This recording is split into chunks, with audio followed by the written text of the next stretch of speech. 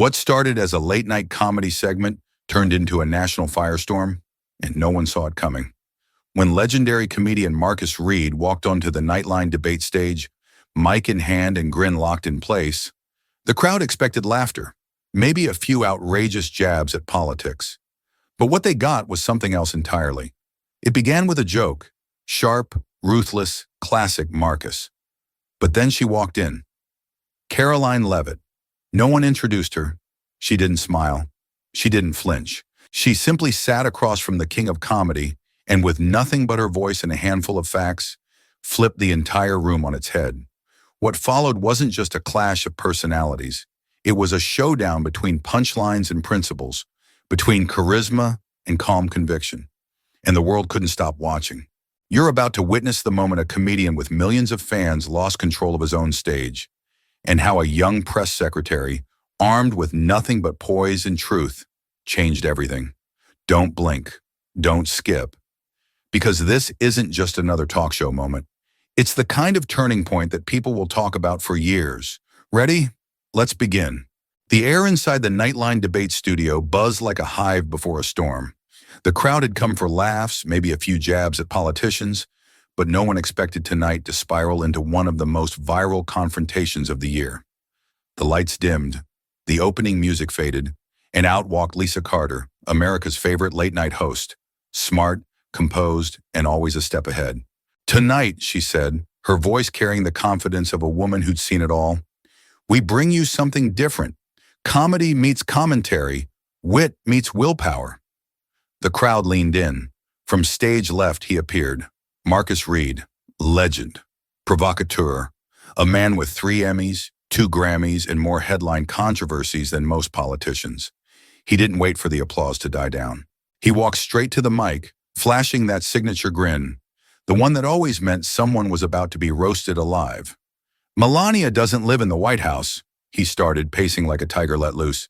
"She's locked in there like Rapunzel, except there's no prince, just Trump and a bad spray tan." Laughter exploded across the room. Marcus pointed toward the crowd like a preacher mid-sermon. "I mean, can you blame her? Every night she probably stares at the ceiling, whispering, 'God, if you loved me, you'd turn this marriage into one of Donald's bankrupt casinos.'" The audience howled. Lisa smiled politely, but her eyes narrowed. She knew this was only the warm-up. "Oh, I've got more," Marcus said. "Melania looks at Trump like she's been trapped in a reality show with no escape clause. And Trump? The man thinks he's King Midas, but everything he touches turns into a lawsuit, even this marriage."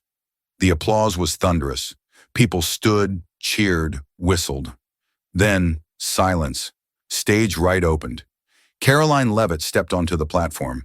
The crowd turned. Their laughter stopped.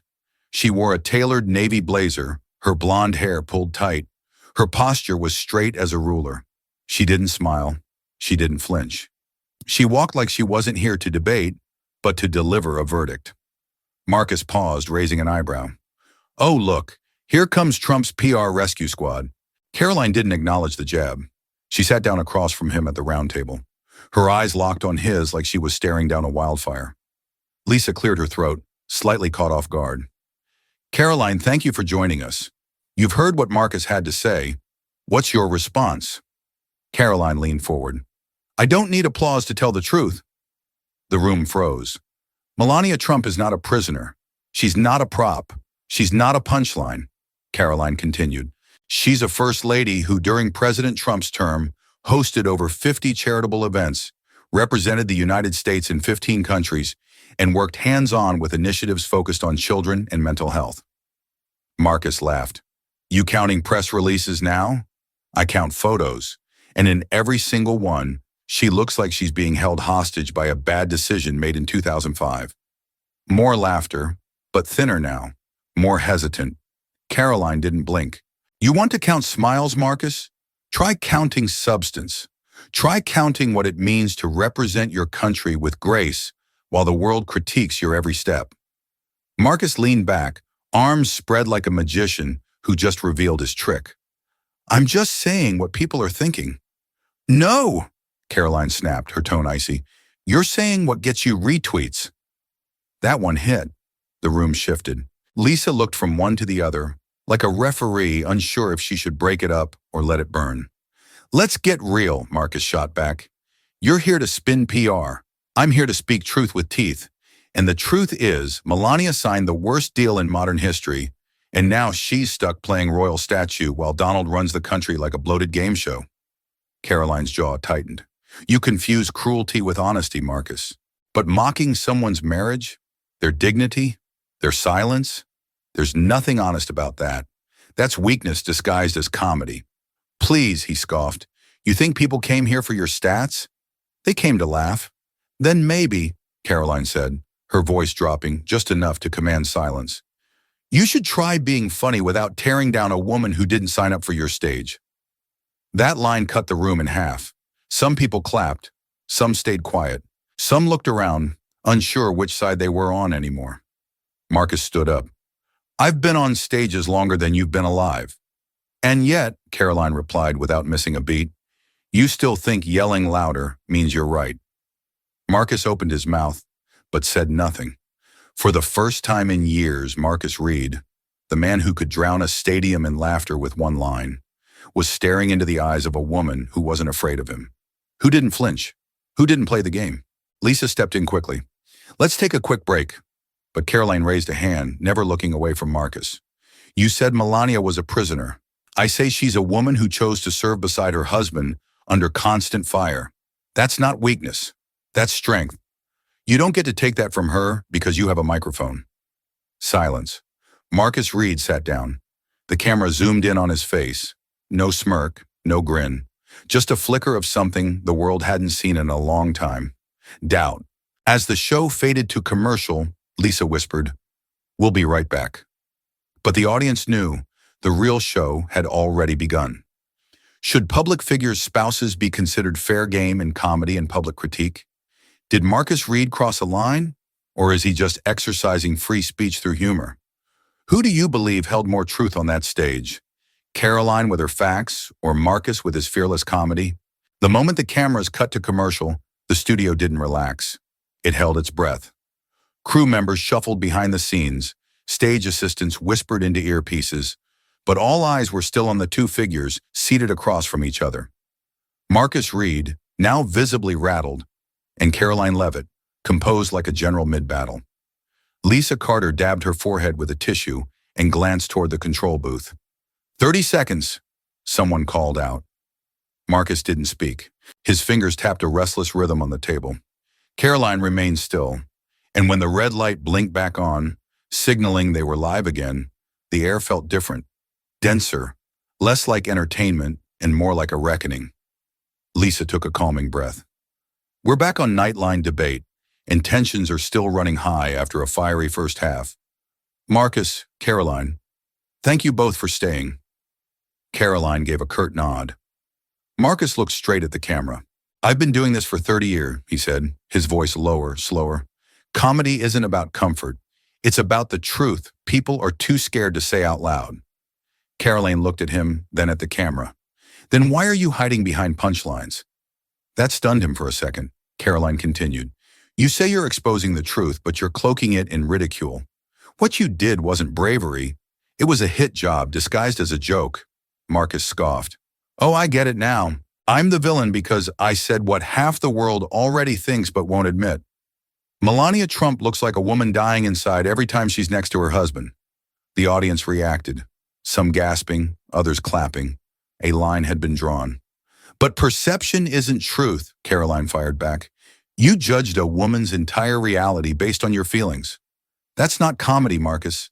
That's projection. Projection? Marcus echoed.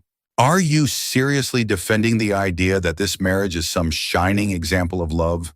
I'm defending her choice, Karoline said firmly. Whether you like it or not, Melania Trump stood by her husband for over 20 years, through campaigns, scandals, and relentless media scrutiny. That takes more resilience than most people will ever understand. He laughed bitterly. You think staying makes her strong? I think it makes her trapped. You can think whatever you want, Karoline said, but don't pretend your assumptions are facts. Lisa jumped in, trying to cool the heat. Let's shift gears slightly. Marcus, you clearly believe comedy plays a vital role in political discourse. But do you think there's a limit when it comes to personal lives? Marcus rubbed his forehead. Look, I don't wake up thinking, how can I hurt people today? I'm not heartless, but public figures, especially ones tied to powerful politicians, they're fair game. That's always been the rule. Karoline tilted her head. So because someone's in the public eye, we lose the right to dignity, privacy, decency?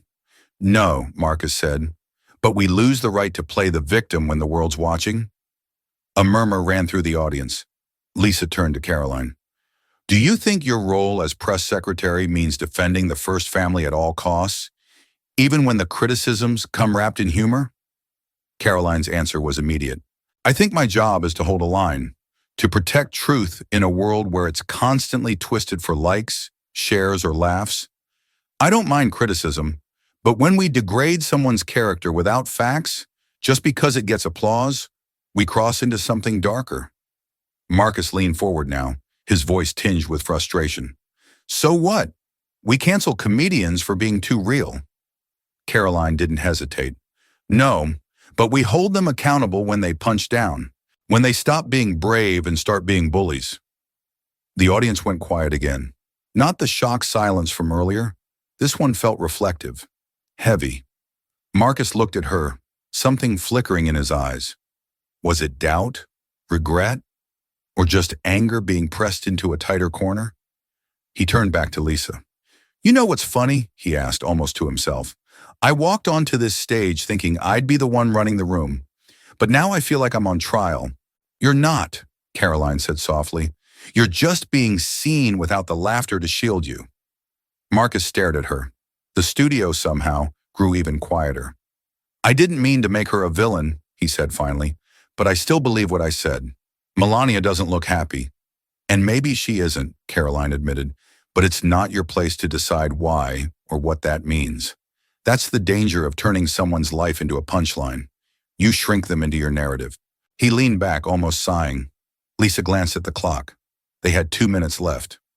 One final question to each of you, she said carefully. Marcus, if you could go back and reword your joke, would you? He hesitated. I might have said it differently, he admitted, but I wouldn't have stayed silent. And Karoline, what do you hope people take away from this moment? Karoline turned to the camera, her voice unwavering. That truth doesn't always get the loudest applause, but it always deserves a microphone. A pause. Applause began, tentative, then growing. As the cameras faded to black, the audience didn't rush out of their seats. They lingered, reflecting, processing. Not because the show had been entertaining, but because it had felt like something more. Something real. Should comedians rethink the way they use real people's personal lives in their routines? Did Karoline stand her ground, or go too far defending someone not present? If you had the mic, what would you say about the line between comedy and cruelty? And right now, the storm didn't end when the cameras stopped rolling. Backstage at Nightline Debate, Marcus Reed paced the green room like a lion trapped in a cage. His manager, Tony, sat nearby, watching with quiet concern as Marcus muttered to himself. She made me look weak, Marcus hissed. I had that room in my hand, and she just cut through it. No jokes, no laughter, just truth. You hit hard, Tony said cautiously, but Karoline, she hit deeper. Marcus didn't reply. He walked over to the table, grabbed his phone, opened Instagram Live. They think I lost. I've got millions of followers. They need to hear my side. Tony stood up. You sure this is smart? People already saw the show. Maybe take a breath first.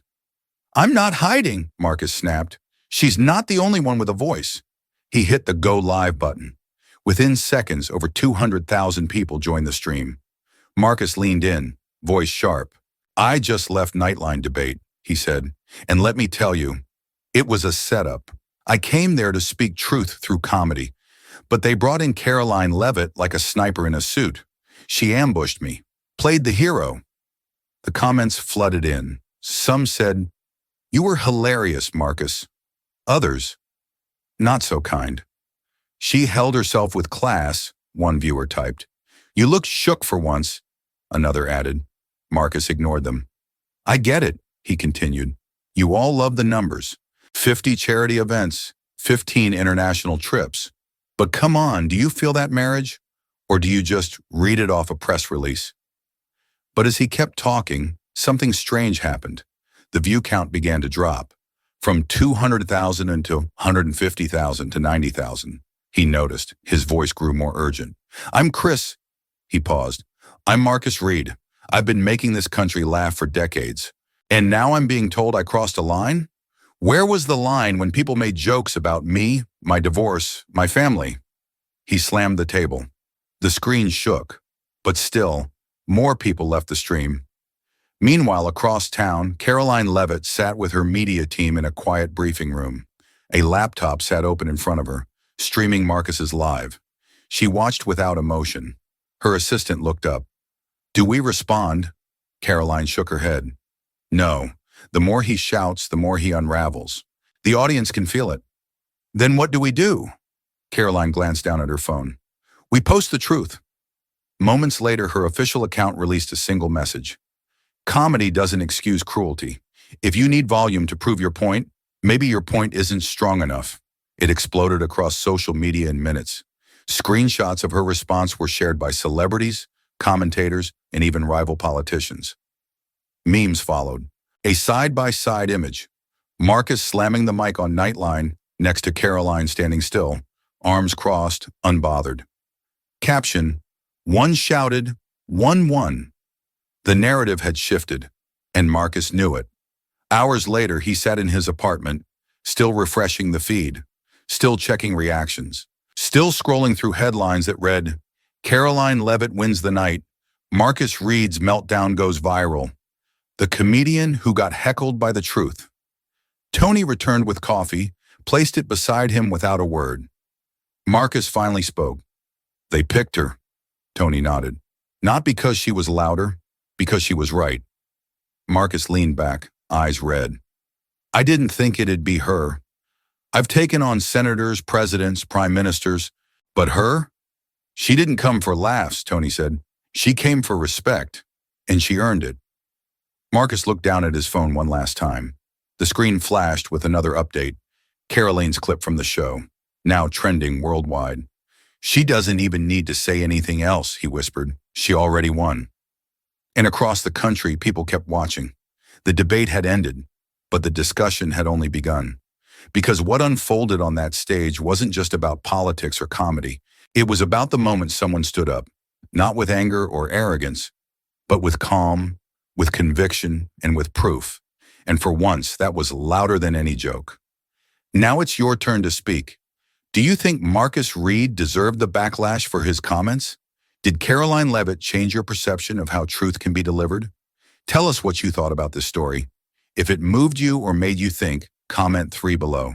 If you're still undecided or felt it was just okay, comment 2. And if it didn't meet your expectations, be honest, drop a 1. Also, where are you watching from? We'd love to know what country you're tuning in from.